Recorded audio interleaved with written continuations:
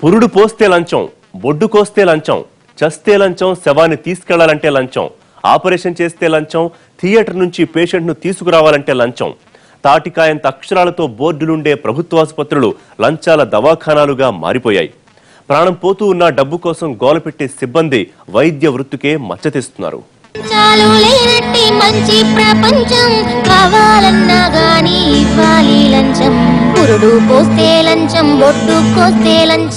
ఉభయ గోదావరి జిల్లాల ప్రజల ప్రాణ ప్రదాయిని అయిన కాకినాడ ప్రభుత్వాసుపత్రి లంచాలమయంగా మారింది.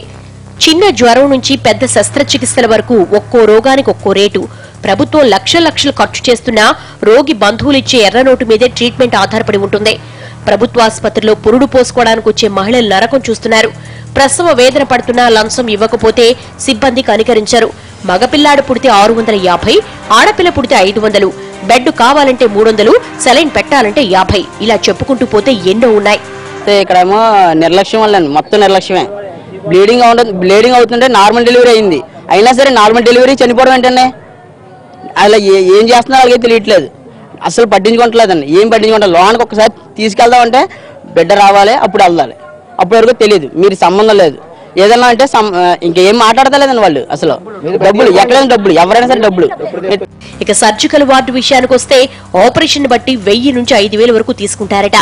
ఇంకా బాధాకరమైన విషయం ఏమిటంటే పోస్ట్ మార్టం చెయ్యాలన్నా, డెడ్ బాడీని తిరిగి ఇవ్వాలన్నా, డెత్ సర్టిఫికేట్ కావాలన్నా చిల్లర రాల్చాల్సిందే. రామచంద్రాపురం ఎమ్మెల్యే తోట త్రిమూర్తులు నియోజకవర్గానికి చెందిన ఓ వ్యక్తి చనిపోతే పోస్ట్ మార్టంకు 3000 డిమాండ్ చేశారు.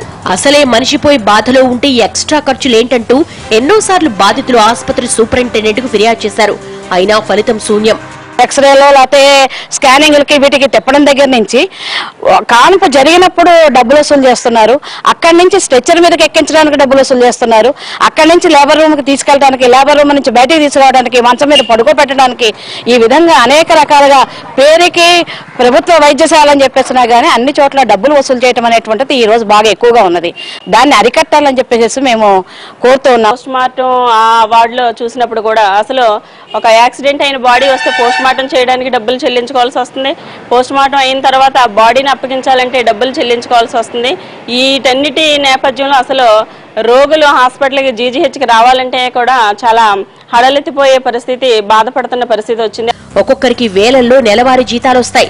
అయినా రోజువారీ సంపాదనంటే వారికి ఎక్కువ మక్కువ. కాసులిస్తే కాస్ట్లీ ట్రీట్మెంట్ ఎందుకు ఇవ్వాలని అడిగితే ఎక్కడలేని రూల్స్ గుర్తుకొస్తాయి సిబ్బందికి. ఇటీవల వైద్యారోగ్య శాఖ మంత్రి కామినేని శ్రీనివాస్ ఓ రోజు ఆసుపత్రిలో బస చేశారు.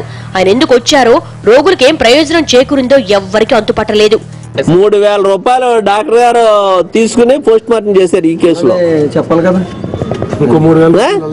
ఏంటి అసలు ఈ విధానాలేంటి? అసలు ఆ బాడీని పోస్ట్ మార్టం చేసి ఇవ్వాలి, మీరు టైం గురించి చూడొద్దు, మీరు చేసేవాడిని చెప్పేసి డాక్టర్ గారికి ఫోన్ ఇమ్మంటే ఫోన్ కూడా మాట్లాడటానికి ఇబ్బంది పడుతున్నాడు ఆయన. ఇప్పటికైనా సిబ్బంది అవినీతి అరాచకాలకు అడ్డు కట్టవేయకపోతే సర్కారు దవాఖానలకు సామాన్యుడు రాలేడు.